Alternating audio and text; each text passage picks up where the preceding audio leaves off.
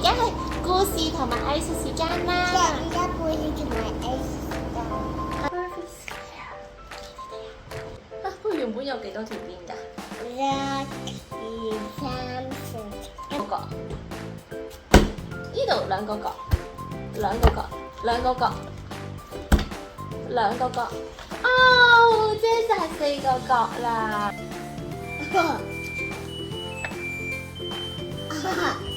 跟住星期4咧，咦？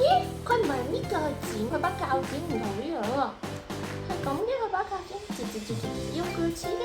呢把鉸剪有冇㗎？呢把鉸剪係剪直線㗎。變咗海，俾條魚自己畫咗啲顏色喺度。